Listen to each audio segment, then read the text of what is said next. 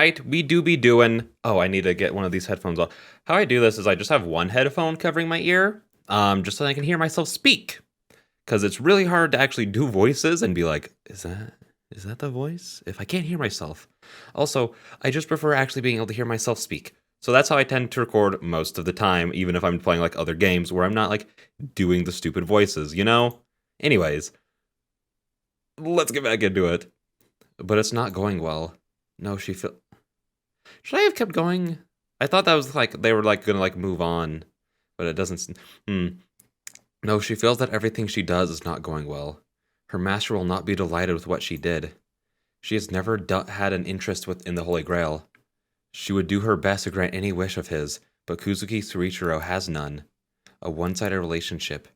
They do not get along well. It is not going well at all. So, the mummy hunter became the mummy. Even the rare witch, that's hard to say, is fragile, huh? She turns to the intruder. It is not her master that is standing there. It is the knight in red, Archer, with his true identity still unknown. Archer, I thought I ordered you to keep watch outside. Yeah, but I didn't see any enemies around. I got bored, so I came to check what was going on in here. I would assume so. The only enemy we have is Berserker. Even with him, we will go attack them ourselves once Saber is fully controlled. We have nothing to fear since you joined us. Isn't that why you came to my side? Why is it playing like battle music? Who knows? Don't you think I wanted to break my contract with that master? Don't you think that I didn't care who my new master was? There's some truth in Archer's words. But what does it mean? Archer had no intentions of betraying, but betrayed his master only because he wanted to break his contract with Tosaka Rin? I see. So you did not like looking after that little girl. Well, it is true that servants are dissatisfied with their master. It is natural for you to run out of patience with yours. No, she was perfect as a summoner, but some miscalculations occurred. And Castor, let me warn you, do not consider all servants to be like you. At the very least, Saber and Berserker were satisfied with their masters. A righteous hero can only be summoned by righteous people. Why tell me that now? A twisted master calls for twisted heroic spirits. You do not need to tell me that. That is right. Servants are determined by their summoners. Summoners with dark shadows in their mind cannot summon heroic spirits who are on the light side. In that regard, she and Ryder are not heroic spirits. A twisted master calls for twisted heroic spirits. As Ryder was one that was beautiful, she was also one that was pure. As Ryder was one that was beautiful, she was also one that was pure. It is ironic how the servant caster summoned is a fictional. It is ironic how the servant caster summoned is a fictional hero. But it is indeed strange once I think about it. You and Ryder are the ones that oppose the heroic spirits, but you two are still summoned as servants.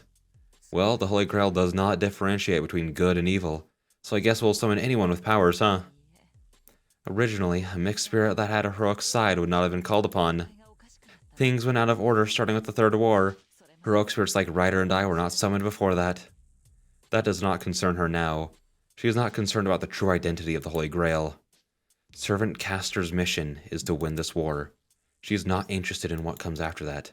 No, to be honest, that is not the end she wishes for. Enough with this meaningless talk. Get back to your station. I don't care what you're thinking. You are my servant now. Your life is in my hands. Put that into consideration when you talk to me. Understood. I had a panic attack. I had to check if I unmuted my microphone because I couldn't see the light. Understood. Then I shall live up to my master's expectation like an obedient servant. The knight in red goes up the stairs. Seeing him off silently, Castor lets out a long sigh. One more day until Saber surrenders. She does not have the Holy Grail yet, but she will approach the end when Saber falls. What will happen when the war ends? Castor will make every wish come true with her powers. It is not bad to live as a witch, like she swore before dying. But the reason will go away once the war ends. Even if she still has the will, her master will lose the reason to stay as her master. I will obtain the Holy Grail war. I will obtain the Holy Grail war. I will obtain the Holy Grail soon. Castor gracefully reaches out into empty space. Her hard work is about to be rewarded, but her expression is like that of a criminal about to be executed. Yeah, I probably should have kept going. It's fine. It's fine. I just kind of, I was like, you know what I mean? I saw many corpses. I died at that time and was reborn. I do not have any regrets. My eyes lost hatred there. My hands lost anger there. My legs lost hope there. My self lost itself there. Everything went away. It is not because I gave up that I believed nothing would save me. I just found out that it's natural. It's just that dying people will die and survivors will survive. I laid down on the rubble and stared at the burning field. I understood everything then. I thought I understood everything. But I still considered it. How wonderful it would be if I was able to save everything here. That's what I admired. I just wished nobody would have to suffer. That's why I tried to become a superhero. It was simple, and it seemed like an ideal existence. That's why I aimed for it. I knew where I had to be, but there were many ways to get there. I kept on running, wanting to get as close as possible, even though I did not know what was right or wrong. Many paths I took were crooked, and my destination was only getting further away. I'm taking the long way. I've been repeating this for 10 years since I got saved by Kiritsugu, but I won't regret it. I'm not as skillful as Tosaka. I'll take the wrong path and lose a lot of things at times, but I cannot discard them as meaningless. I have to present meaning for everything. I have to present meanings for everything I've trampled upon and everything that cannot be returned, so I cannot lose. I'm struggling so much to read this episode, I apologize. It can't be helped if I lose against someone else, but I can win against myself. I can always fight back against my mind that tells me to give up. So that's all I swore upon. There's only one thing that I believed in and wanted to believe in. That's right. Even if I'm walking down the wrong path, I will not regret believing in it.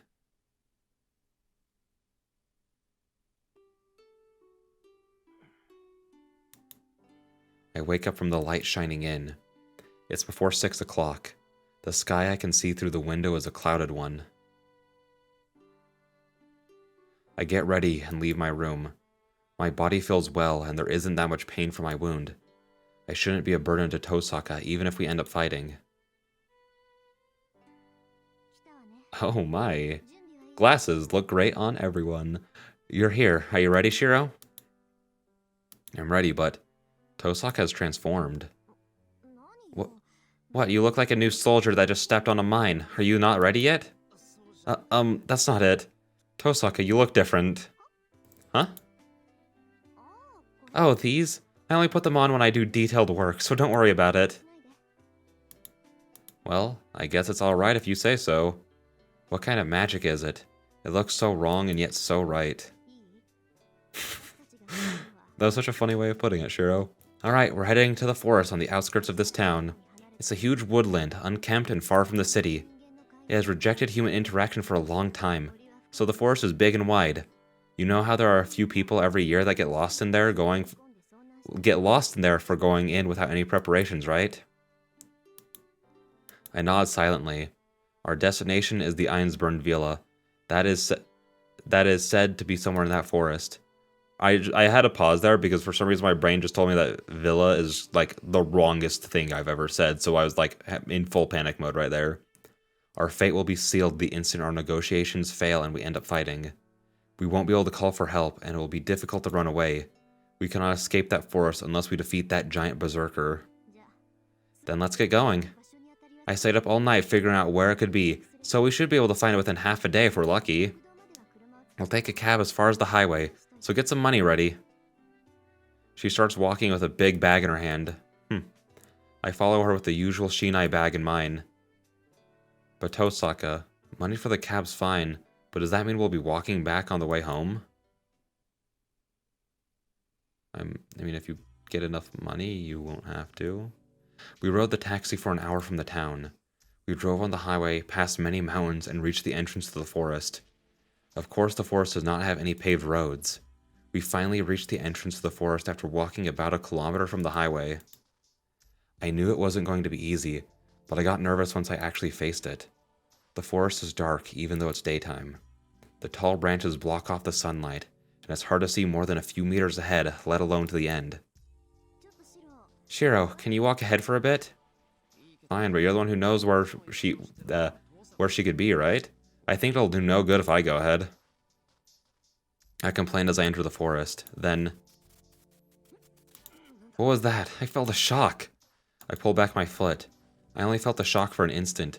It's not that strong, so it'd hurt more if I hit my foot on the corner of a dresser. Well, in short, it was like static electricity. I thought so. I'm sure it's only for identification, but it seems she has the whole forest under surveillance. Hold on, isn't that bad? That means we got caught in an alarm, right? Then... I don't think it'll be a problem. We didn't come here for a surprise attack, we came to talk. So it would be in our favor to let them know we're coming. Oh. Be careful, though. It'll shock you a bit. I know. I can tell how bad it is by looking at you. She waves her hand and steps into the forest. Then... Oh! Tosaka jumps back with a funny scream. Whoa! I hear fire hissing. I want to believe it's my imagination that the leaves under Tosaka's feet are scorched. I guess there's a personal difference on the alarm? It was light in my case. I calmly analyze the situation.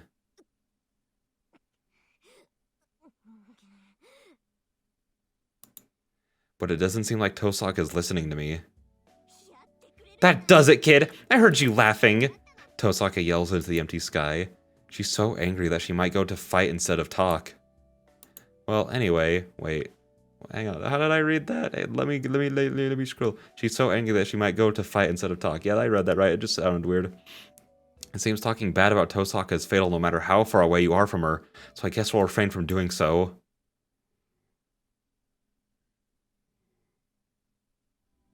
We walk in the forest. We're the only people in this vast place. I don't hear any beasts, and the grasses are dead like corpses. The endless rows of trees make me think this forest goes on forever. It's been 3 hours since we entered. Just as our surroundings start to blur together. Found it. Jeez, I'm still stunned even though I knew about it. They really did build something like that in such a place. I follow Tosaka's stare. There's only darkness ahead. Between the trees, there is something unbefitting of these surroundings, visible through a crack so small that you'd miss it if you weren't careful. What's that? Is that a wall? It is a wall. Jeez, what's up with them? They brought that whole thing from their country? Tosaka complains and head to the strange object we can see in the distance. I still can't tell what it is, so I follow her. We get out of the forest. The endless forest quickly ends. No, it seems like the forest is scooped out here with a big spoon. The sky curving above us is gray, a giant dome. It seems more like an underground kingdom than a clearing.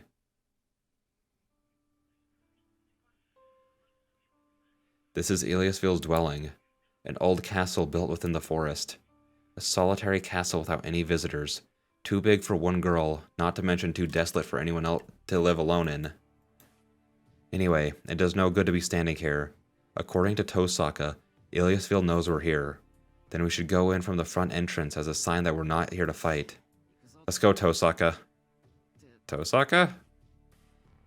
Tosaka is looking up at the castle with an alarmed expression. Her face is tense as if she's confronting an enemy. Tosaka, is there something wrong? Yeah, there's someone else here besides us. Also, when Rain was looking up at it, it looked like a funny Photoshop of people, like, photoshopping themselves into, like, travel photos, if you know what I mean. Of course, this is where Ilia and Berserker live. That's not what I mean. There's someone else other than that. We're going in this way, Shiro. Wait! Tosaka starts running towards a big tree by the wall, and I don't have time to stop her. No, that's not all. She grabs onto a branch and skillfully climbs up. I look up in astonishment. Tosaka looks around and... she jumps and kicks at the castle. A shattering sound. The window breaks and the red figure disappears into the castle. Come on, there's something seriously wrong with this castle. Hey, weren't we here to talk? But what's done is done. I climb up the tree and jump into the second floor window like Tosaka. We enter the hallway. Even before I'm dazzled by the magnificence of the castle, I sense the abnormality Tosaka is talking about. I hear sounds of fighting, swords crashing against each other. But would such a storm-like battle even be possible? Even the most fierce battle of swords, the battle between Berserker and Saber, did not create such sounds. Oh, then I suddenly realize, this isn't the sound of swords crashing. This is one against many. There's literally a war going on somewhere in this castle. One side has to be Iliasville. This is Iliasville's castle, astute observation, Shiro. If there is a battle here, it could only be Berserker attacking the intruding enemy. I run. The sound is coming from below us. Considering the location we came in from, the battle is happening right in the center of the castle, in the guest hall. I run through the unfamiliar castle. This isn't the time to be talking. I don't know what's going on, but something terrible is happening. I run down the stairs. The fierce battle is happening nearby. Alright, this place is connected to the stairwell down to the hall. Tosaka confirms what's down the hall. The hallway splits at a T-junction, both branches leading to a terrace at either side of the hall. Let's part here. I'll go from this side, so you go from that side. It's better to split up. As we are now, we have no way to escape once we're found. There's no point in staying together right now. We don't stand a chance either way. If we're separated, there's hope for the other one to escape, even if the other one is found. Even though Shiro will absolutely sacrifice him if Tosaka's found. Tosaka walks down the hallway, facing east. I nod and go down the other hallway, the one heading west. Shiro. She suddenly calls out to me. You know, right? Don't do anything no matter what happens. We have no way of fighting right now. Run away if you think it's dangerous. Run away even if one of us gets caught. Saving others comes after you save yourself. She suppresses her emotions. It sounds more like a wish than a warning.